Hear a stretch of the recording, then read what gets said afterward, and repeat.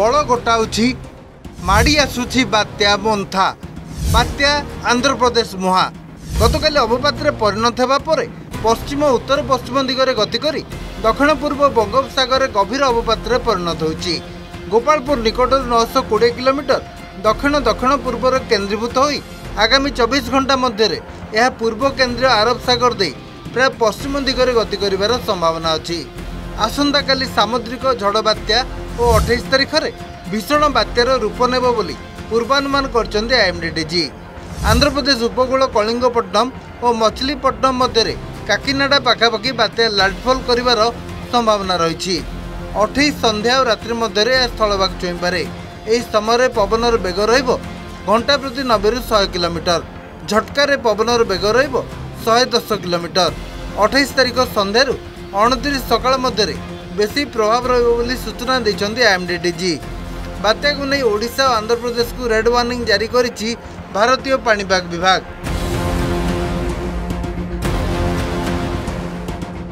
27 ରୁ 29 पर्यंत आंध्र प्रदेश किसी जिला पाई और 28 और 29 तारिख ओडिशा को रेड वार्निंग जारी होइछि। यह उत्तर पश्चिम दिगरे गति करिकि आंध्र प्रदेश उपकूल को मछलीपट्टनम और कलिंगपट्टनम मध्य काकीनाडा पाखापाखि अतिक्रम करिवो।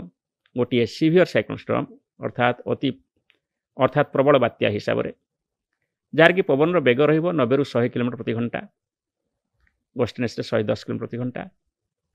यार प्रभाव ओडिशा रे विशेषतः दक्षिण ओडिशा देखा मिलिबो। आउ ये होची कलिंगपट्टनम रो दृश्य। यमन नदी और समुद्र रो मुहाण स्थल। कोस्ट गार्ड माने पेट्रोलिंग करछन्ती। आकाश मार्ग रे हेलिकॉप्टर रे पेट्रोलिंग चलीछि। पर्यटक मानकु सतर्क करा जाउछि समुद्र को न जीवा पई। जो मत्स्यजीवी माने समुद्र भितर को जाइछन्ती सेमानकु फेरी आसीबा पई कुआ जाइछि। पूर्वर अर्थात 2018 ରୁ एपर्यंत एही अंचल रे बात्या 5 थर माड़ होइछि। आम प्रतिनिधि मनोज दास सेठारे स्थिति परखिछन्ती।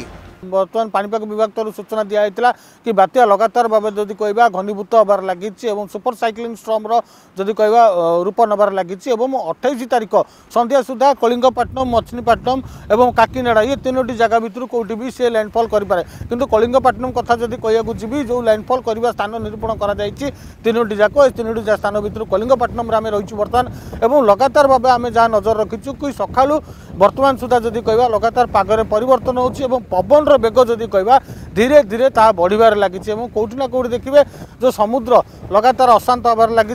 बात्यार प्रभाव रे दक्षिण ओडिशा रे 60 ରୁ 70 किलोमीटर पर्यंत पवन बहिबो। कोरापुट मालकानगिरी नवरंगपुर कलाहांडी नुआपड़ा रायगड़ा बौद्ध कंधमाल गंजाम गजपति रे वर्षा हेबार संभावना अछि। तेबे खालुआ अंचल जलमग्न हेबो एवं पहाड़िया अंचल होइतिबारु लैंडस्लाइड हेबार संभावना थिबा नै सतर्क कराइछन्ते आईएमडीजी।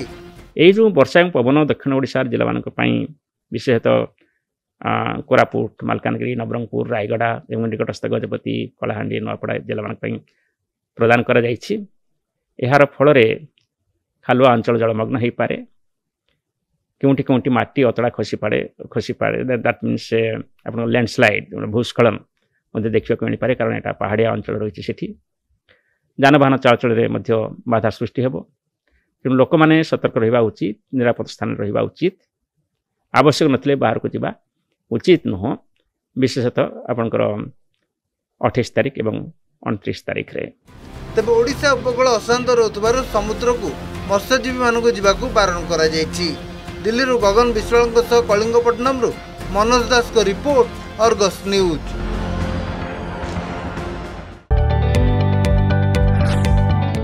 जदि आपंक आम भिडी भल लगा तेब आम चैनल को लाइक शेयर और सब्सक्राइब करने को जमा भी भूलु नहीं।